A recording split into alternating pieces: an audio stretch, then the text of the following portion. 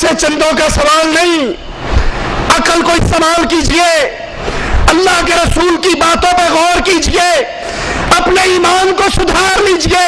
ہماری نظریں آپ کی جیب پر نہیں ہے، آپ کے جسم اور جان پہ ہے۔ اللہ کے لیے اپنے عقیدے کو سیدھا کر لے، جس کا عقیدہ سیدھا ہو جاتا ہے اس کی جنت کی راہ سیدھی ہو جاتی ہے۔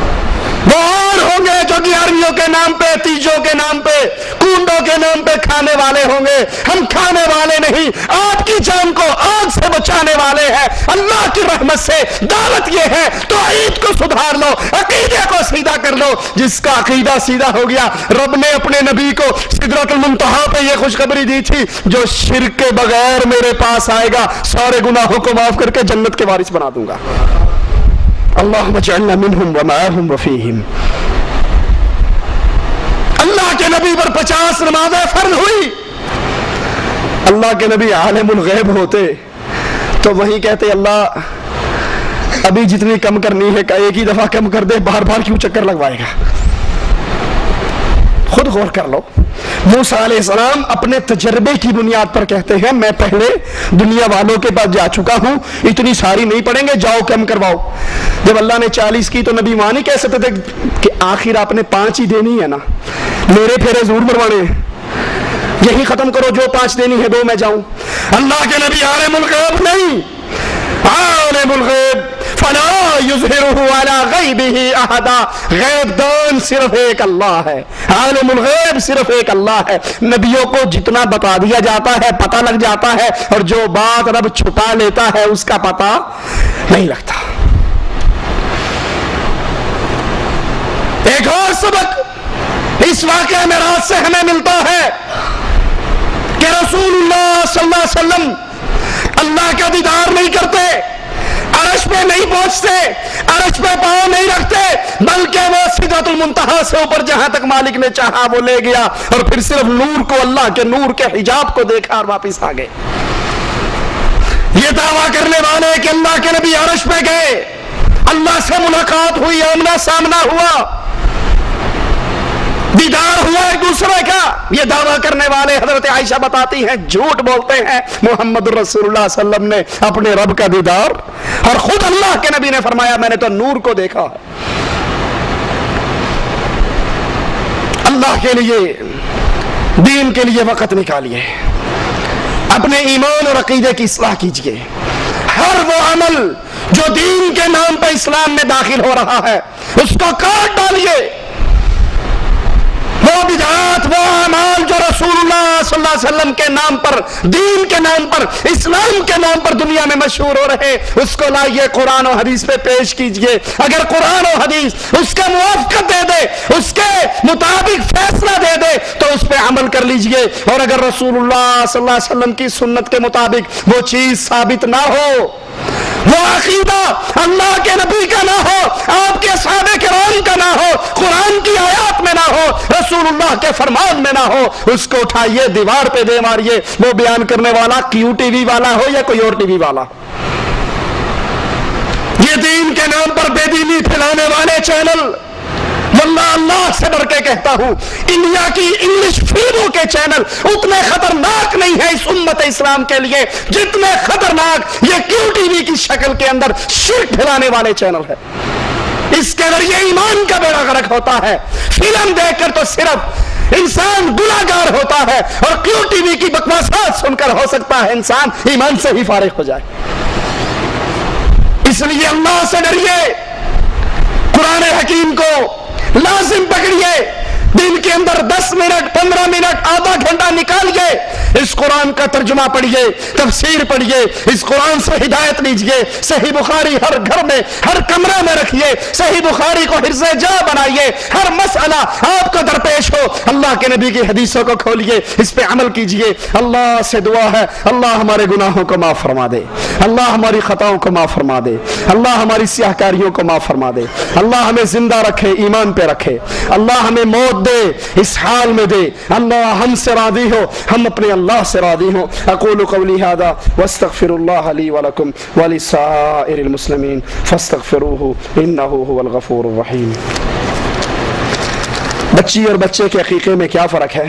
بچہ اگر اس کا عقیقہ کرنا ہے تو 2 جانور ہیں اور بچی کے لیے 1 جان ہے۔ ہم دیکھتے ہیں جب طلاق دیتے ہیں تو اسی دن عورت کو گھر سے نکال دیتے ہیں، کیا یہ صحیح ہے؟ کتنی مرتبہ طلاق بولنا چاہیے؟ کتنے دن کی عدت ہونی چاہیے؟ طلاق دینے کے بعد عورت کو فوراً گھر سے نہیں نکالنا چاہیے، بلکہ وہ عدت کے دن اپنے خامند کے گھر کے اندر، اگر پہلی طلاق ہے یا دوسری طلاق ہے تو پھر وہ خامند کے گھر کے اندر اپنے عدت کے دن گزارے۔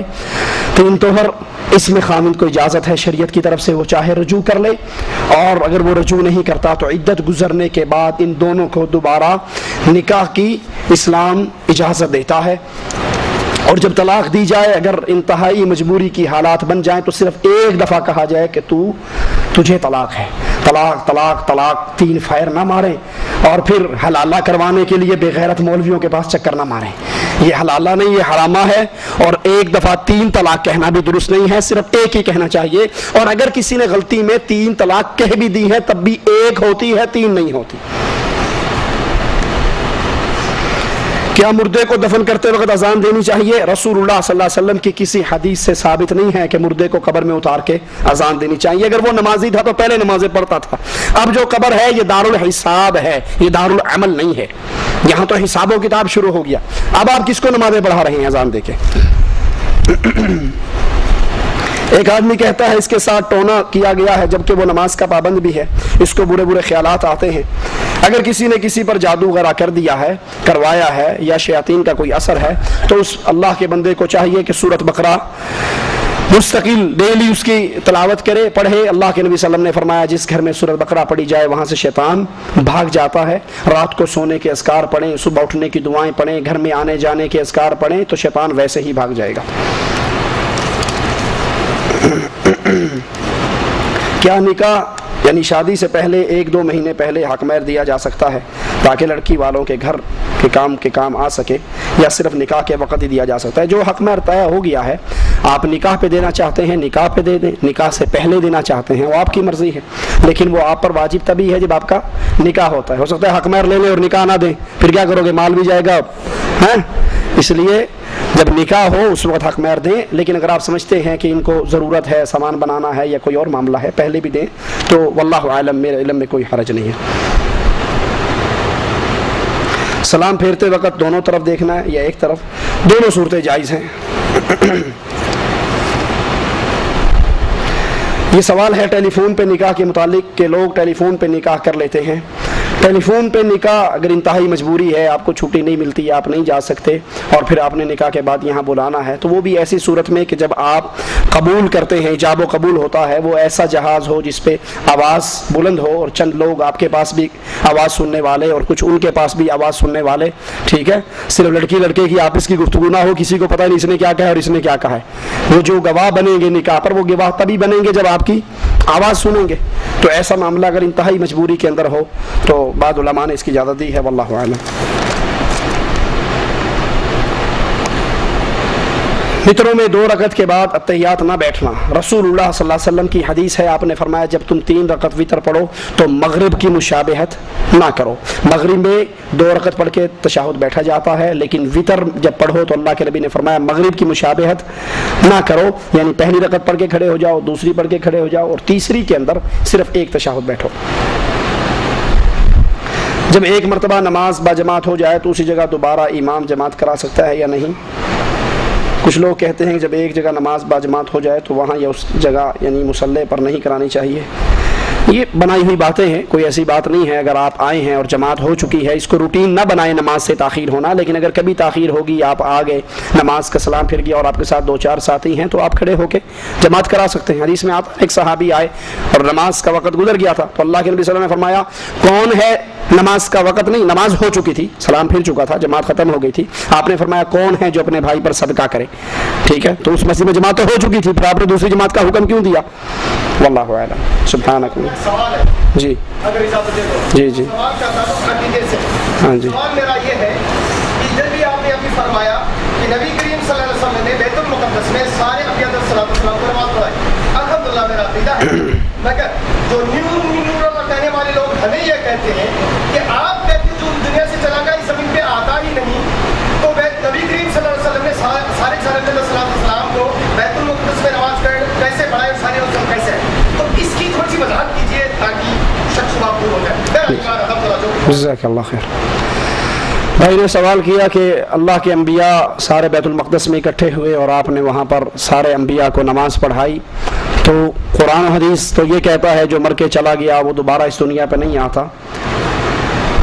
तो ये मौजज़ा है, ये अल्लाह के नबी सल्लल्लाहु अलैहि वसल्लम का मौजज़ा है। और मौजज़ा वो होता है जो अकल में ना आए, जो आम रूटीन ना हो, जो काम आउट ऑफ रूटीन हो, उसको मौजज़ा कहते हैं। मूसा अलैहिस्सलाम ने लाठी फेंकी, अब लाठी है लेकिन वो अज़दहा बन गई। अब ये बात आम रूटीन में नहीं है, हर बंदा लाठी फेंक के उसको अज़दहा नहीं बना सकता, उसी अज़दहे को पकड़ा वो फिर लाठी बन गई। तो तमाम अंबिया का वहां पर इकट्ठा होना और आप सल्लल्लाहु अलैहि वसल्लम का नमाज पढ़ाना ये मौजज़ा है। और अल्लाह के नबी को जितने मौजज़े दिए गए, अहले सुन्नत वल जमात उन तमाम मौजज़ों पर अपना ईमान रखते हैं। ये मौजज़ा है, रूटीन की बात नहीं। आप जो कहते हो कि हर जुमेरात को आते हैं खीरे खाकर जाते हैं, ये तो आपने रूटीन बनाई है, ठीक है। अंबिया का मौजज़ा है। ईसा अलैहिस्सलाम को मौजज़ा दिया, मर जाता, वो मुर्दे को कहते कुम बिइज़्निल्लाह, अल्लाह के हुक्म से खड़ा हो, वो खड़ा हो जाता। ये अंबिया के मौजज़े हैं। अंबिया के मौजज़े और चीज है और रूटीन की बातें और चीज हैं। वल्लाहु आलम।